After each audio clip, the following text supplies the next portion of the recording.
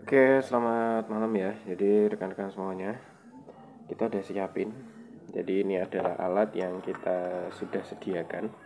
Jadi alat ini fungsinya adalah membuat simulator yang tadinya analog, pencet-pencet tombol menjadi otomatis. Maksudnya seperti apa? Jadi teman-teman kalau punya simulator, misalnya seperti ini ya, misalnya simulatornya seperti ini. Terus ada lampu sen, kemudian IMO, solenoid, smart key, kemudian lampu power. Nah ini kan biasanya ada tombol. Nih ada tombol yang buatan teman-teman yang analog itu kan ada tombol, ada saklar kontak juga sama kayak gini. Ada tombol, jadi kita misalnya mau daftar Honda atau Yamaha gitu kan, kita tinggal pencet tombol, nanti lampu smart key akan nyala, kemudian kita ngikutin pola mau Honda atau Yamaha. Misalnya Yamaha, tekan, tahan, lampu smart key nyala, lepas, tekan lagi, lampu smart key nyala, lepas, tekan lagi 3 kali, nanti lampu smart key akan menyala secara terus menerus. Kemudian kita masukkan ID, misalnya 5, kita tekan 5 kali, itu 2, 3, kita tekan, tahan, nanti dia kedip 5 kali, lepas, kayak gitu ya. Ya sama lah, intinya sama kayak simulator yang normalnya di pasaran yang analog ya.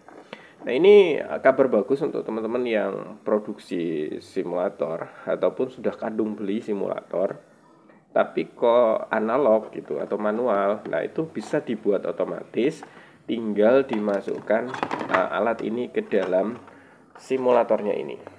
Nanti dimasukkan ke sini. Itu alat ini sudah bisa menjadi otomatis. Maksudnya otomatis gimana?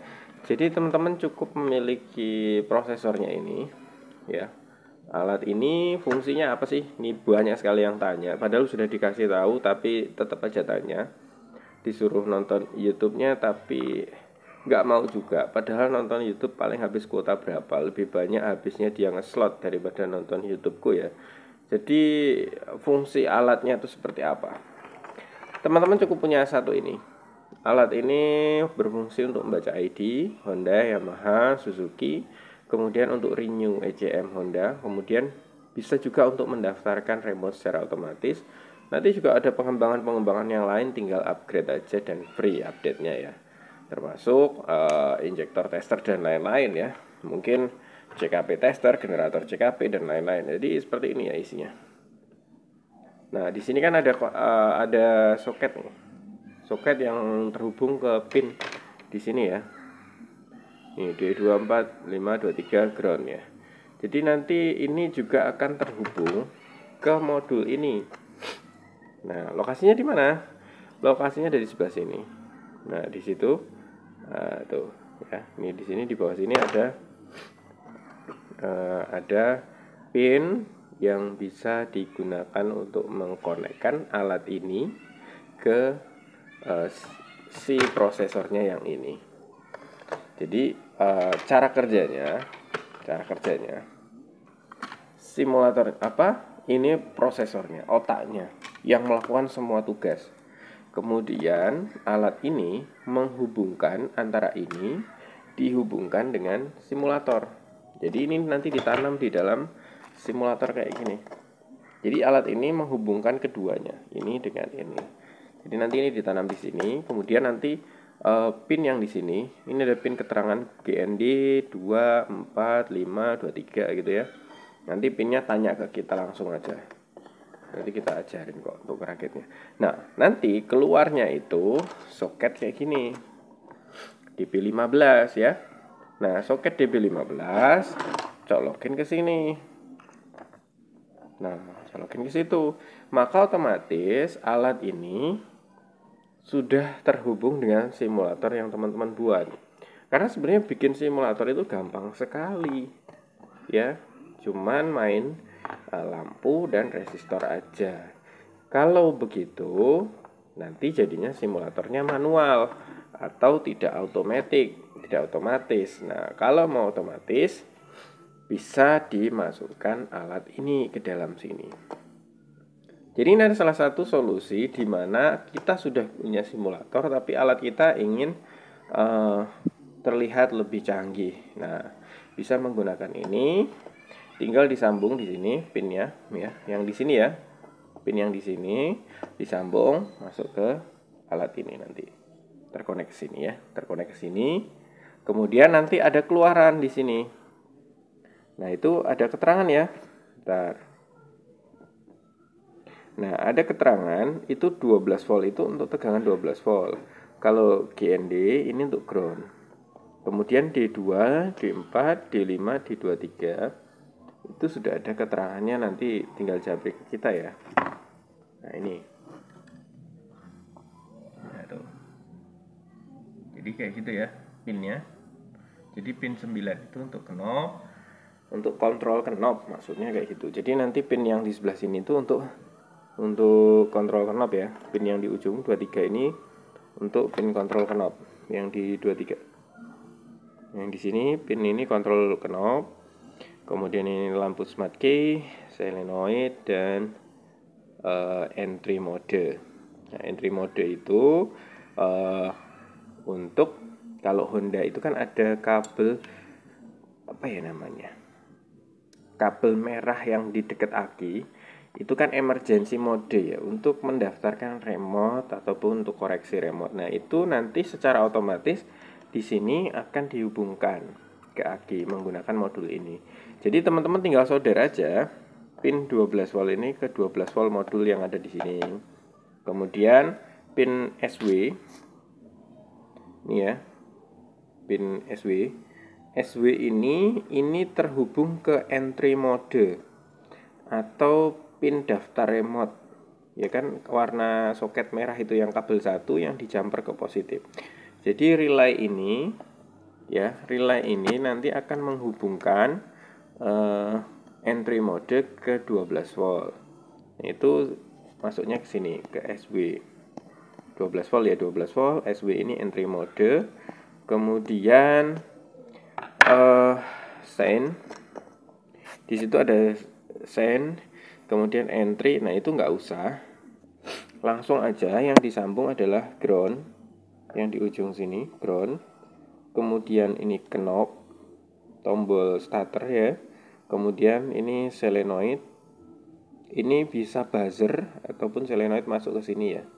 Kalau aku biasanya pakai buzzer, kayak di Yamaha itu buzzernya yang negatif out ya, jadi masuk ke sini.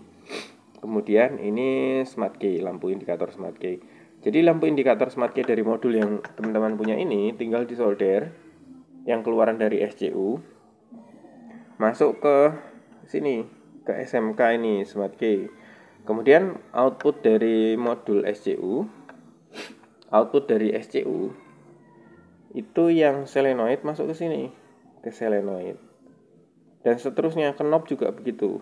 Jadi knob ini nanti disambungkan ke knob yang ada di modul. Jadi nanti alat ini akan mengontrol, menguji, sekaligus mendaftarkan remote dengan proses yang sudah kita setting dalam modul ini ya. Jadi modul ini tuh satu kesatuan. Saya memang buat ini agar teman-teman tidak perlu beli lagi, cukup di upgrade saja, dan memang upgrade-nya gratis. Saya selalu katakan upgrade-nya gratis. Kenapa seperti itu? Update-nya gratis, bisa aja saya buat ini berbayar, tapi seperti yang pernah saya alami bahwa kalau update berbayar memang terasa berat ya, apalagi untuk mekanik-mekanik yang belajar. Maka di sini di modul ini sudah saya berikan scanner. Jadi ini bisa scanner, bisa baca ID, dan bisa daftar ID. Kalau nggak percaya kita masukkan dulu, kita coba ya.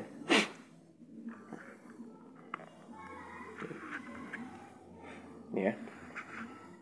Nah, di sini kan ada nih Honda dan Yamaha. Kalau di dalam Hondanya itu isinya apa sih? Dia ada scanner, ada keyless. Kalau scanner ya kita masuk scanner. Misalnya kita mau cek motor apa gitu, masuknya scanner. Cek DTC, cek data parameter, dan lain-lain. Kalau keyless, di menu keyless kita bisa ngecek atau daftar remote. Mau baca ID bisa, atau hapus ID nih, hapus clear ya, clear ID. Nah, pakai fitur hapusnya ini. Jadi alat ini misalnya mau baca ID kan masuk ke sini, baca ID. Nah, nanti kita cari aja. Kalau mau auto nanti sudah otomatis memilih jenis ECM-nya apa. Tinggal ikuti perintah yang ada di LCD. Kemudian kalau kita mau cari ke bawah sini ya ada, tinggal cari. Nanti misalnya ada unit baru yang belum dimasukkan ya kita tinggal masukkan aja, gitu ya. Terus kemudian menu, nah ini untuk kembali ke menu utama. Kalau di Yamaha-nya ada apa? Sebenarnya Yamaha kita kemarin sempat mau masukkan scanner, tapi karena saya repot sekali, scanner sampai hari ini belum selesai ya, hanya beberapa model yang masuk. OBD juga untuk Yamaha belum tak masukkan, tapi kalau Honda itu semua satu sama. Nah ini untuk key Yamaha, artinya kita mau baca SCU Yamaha, ID-nya berapa. Kemudian Suzuki juga bisa. Terus yang terakhir, nah ini fitur yang menarik itu adalah copy EEPROM ya. Copy EEPROM itu fungsinya kalau seandainya SCU rusak, kita copy aja datanya, pindah ke SCU yang sehat. Nanti nggak perlu daftar remote dan lain-lain, sudah langsung include ya, sudah jadi satu. Nah itu fungsi copy EEPROM. Nah kalau fitur-fitur yang lain ya kurang lebih sama. Jadi alat ini sangat-sangat mudah, sangat mudah ya untuk penggunaan. Harganya pun juga sangat murah, fitur yang tidak terbatas dan sangat mungkin kita kembangkan karena ini juga sangat masih kecil sekali. Untuk penggunaan memori masih sekitar 15 atau 6% lah, masih sangat mungkin untuk dikembangkan. Dan modul ini juga sangat mungkin digunakan di adapter smart key kita. Tinggal kita colokkan aja nanti pin-pinnya ke sini. Ya, ini sudah ada keterangannya, 12 volt, ada ground, ada knob, ada solenoid, ada smart key. Smart key itu lampu indikator smart key. Kemudian SW ini untuk entry mode. Untuk daftar mode itu kan ada kabel yang dijumper ke aki positif ya. Itu ambilnya di SW ini. Itu nanti tinggal dicolokkan ke modul daftar. Nanti pinnya ini disambungkan ke sini. Jadi kayak gini. Ini. Nah ini dijumperkan kayak gini. Nah ini pin nomor 9 ini hijau, itu untuk pin 23. Nanti masuknya ke sini pin 23 ya, tuh pin 23. Kemudian biru, kemudian ada pin kuning dan merah, entry mode ya. Tuh. Jadi kayak gitu untuk sambung kabelnya. Dan ini untuk yang kesini ini sama nih, 12 volt ya, nanti ke SCU yang 12 volt ini masuk ke SCU. Kemudian yang ini ke entry mode, kemudian yang ini ground, kemudian ini ke knob, ini solenoid. Nah indikator smart key ke situ ya, sama. Tinggal dikasih LED. Nah LED-nya sini boleh di sini atau boleh di luar PCB ya, bebas. Jadi modulnya kayak gini. Untuk pin-pinnya nanti boleh langsung ke Japri ke saya, nanti saya pandu untuk perakitannya. Jadi sifat dari modul ini kita open project ya, silahkan dirakit sendiri, dibuat sendiri, dirasakan sendiri sensasi dak-dik-dukdir kalau merakit. Nah karena beberapa orang yang suka merakit, nanti kalau yang nggak suka merakit kita juga terima versi siap pakainya. Itu aja ya untuk rekan-rekan. Jadi modul ini cara kerjanya, fungsinya seperti itu. Salam hangat, salam DL Pro Motor.